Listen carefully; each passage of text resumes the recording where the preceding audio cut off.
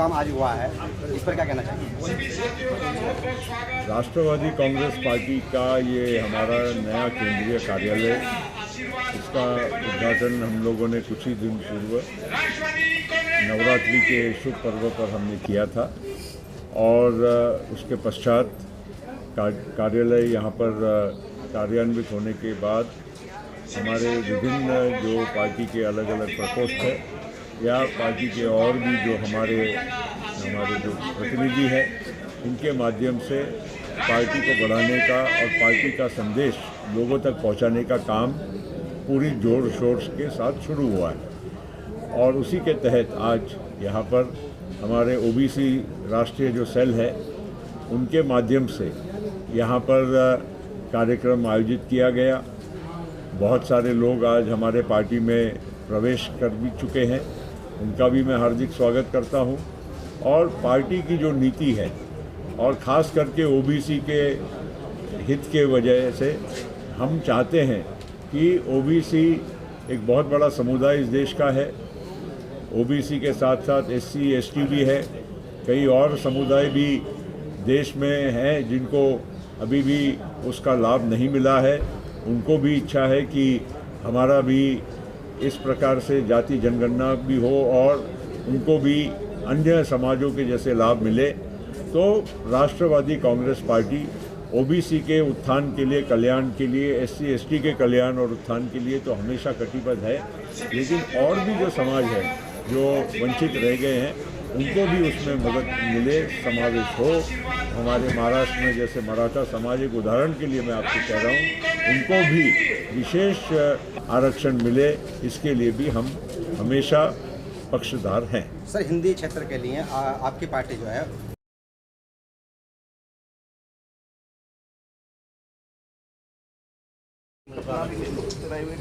Sir, जिस तरीके से आजकल ओबीसी वर्ग अपना मुखर प्रतिनिधित्व चाहता है, आने वाले समय को आप कैसे देखते हैं? बिल्कुल, ओबीसी का प्रतिनिधित्व होना चाहिए। देश में सबसे बड़ी जनसंख्या जो है वो ओबीसी की है और आज हमारे नेता ने भी क्लियर कर दिया है कि ओबीसी को पूरे देश के अंदर में जो सबसे ज़्यादा ओबीसी है उनको प्रतिनिधित्व मिलना चाहिए। मौजूदा स्थिति में भी मोदी जी जो है प्रधानमंत्री साहब ओबीसी वर्ग से आते हैं, मगर प्रतिनिधित्व की कमी अभी देखने को मिल रही है। नहीं, पूरी क्यों नहीं हो पा रही? कारण क्या है? नहीं, ऐसा नहीं है, आप दूसरे नज़रिए से देख रहे हैं जी। मोदी जी जो कार्य कर रहे हैं उसके बारे में तो कहने की बात ही नहीं है। वो कौन सी फील्ड में काम नहीं कर रहे, हर फील्ड में वो काम कर रहे हैं और देश की जनता को लाभ मिल रहा है। 70 सालों में जो लाभ नहीं मिला, आने ये 9 सालों में उनको लाभ मिला है देश की जनता को। तब बिहार की राजनीति की बात करें तो 63% की जनसंख्या वहाँ निकल के आई है, फिर भी प्रतिनिधित्व नहीं, कोई राज्य अपनी जो प्रतिशत निकाल के देता है वो कोई मान्य नहीं है, क्योंकि ये नेशनल जो एजेंडा है, जो राष्ट्रीय टीम जो तैयार करेगी उस पर मान्य होगा। आप स्टेट में आके अपना एक जनगणना क्यों नहीं हो पा रही है अभी तक? क्योंकि मांग बहुत कर रहे हैं लोग। बिल्कुल, जनगणना होगी ना समय आने पे। 2024 का चुनाव नजदीक है, अभी 5 राज्यों में चुनाव चल रहा है, तो कहाँ इस समय जो है सरकार बनती दिखाई दे रही है आपको? नहीं, देखिए, ये विषय अलग है जी। आज का विषय है हमारा ओबीसी का कार्यक्रम, उसको हमने सफल बनाया। आप लोगों का भी धन्यवाद, आप लोग इतनी बड़ी संख्या में आए, आपका सभी पत्रकारों का धन्यवाद। दिवाली की भी शुभकामनाएं और भैया दूज की भी शुभकामनाएं और छठ की भी शुभकामनाएं। क्या 2024 को लेके ओबीसी के क्या अहम रोल समझते हैं इसमें? बिल्कुल अहम रोल है, ओबीसी को प्रतिनिधित्व मिलेगा। अभी मैं आपको एक बात बताता हूँ उदाहरण के लिए, कि देश के अंदर में बहुत से राज्यों में माटी कला बोर्ड, आप जानते हैं माटी कला बोर्ड, माटी जो मिट्टी के बर्तन बनाते हैं और जो हथकरघा जो भी कार्य करते हैं उसे माटी कला बोर्ड में आए हैं। तो देश के विभिन्न राज्यों में माटी कला बोर्ड का गठन हुआ, लेकिन बहुत से राज्यों में नहीं हुआ। हम चाहते हैं, हम मांग करेंगे, हम उमाशंकर जी हमारे राष्ट्रीय अध्यक्ष हैं, इनके साथ मिलके हम प्रधानमंत्री जी को ज्ञापन देंगे कि देश में शिल्पकार और माटी कला बोर्ड का गठन हो, जिससे ओबीसी को फायदा मिले। महिलाओं के लिए तो आरक्षण बिल्कुल है और हमारी जो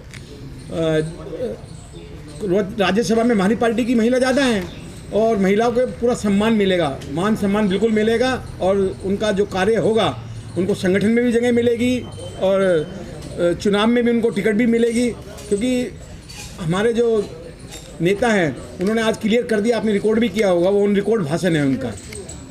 तो महिलाओं के लिए जो आरक्षण का अभी आया है मुद्दा, उसको लेकर के लगभग वो लागू कब होगा, ये लोगों के अंदर अभी चर्चा का विषय है। ये विषय है केंद्र सरकार का। केंद्र सरकार ने इसको लागू कर दिया, पटल पे ले आए हैं। अभी अपर सेशन में इसको शायद हो सकता है उसमें भी क्लियर हो जाएगा, तो कोई दिक्कत नहीं, नो इशू है, तो कोई बड़ा इशू नहीं है। चालू नहीं है ओके। यादव जी, जानना यह था कि आज आपका पहला प्रोग्राम है और ओबीसी के नाम से ही प्रोग्राम हुआ है।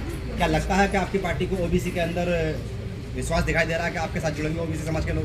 देखिए, ऐसा आज ये पहला प्रोग्राम है और मैं आपको विश्वास दिलाता हूँ, मुझे पूरा विश्वास है कि पूरे देश में ओबीसी की एक लहर चलेगी, ओबीसी हमारे साथ जुड़ेगा और ओबीसी ही देश की कुर्सी को तय करेगा। पर सवाल ये भी बनता है कि अखिलेश यादव और मायावती तो उत्तर प्रदेश में ओबीसी को छोड़ के राजी नहीं है, तो आप उनका मुकाबला कैसे कर पाएंगे? देखिए, ऐसा है कि ये लोग खाली जुमलेबाजी कर रहे हैं। ओबीसी का ना तो मायावती जी एससी की कर रहे हैं, ना अखिलेश यादव ओबीसी का कर रहे हैं। ओबीसी की बात केवल राष्ट्रवादी कांग्रेस पार्टी कर रही है, प्रफुल्ल पटेल जी कर रहे हैं, अजीत पवार जी कर रहे हैं, उमाशंकर यादव कर रहे हैं।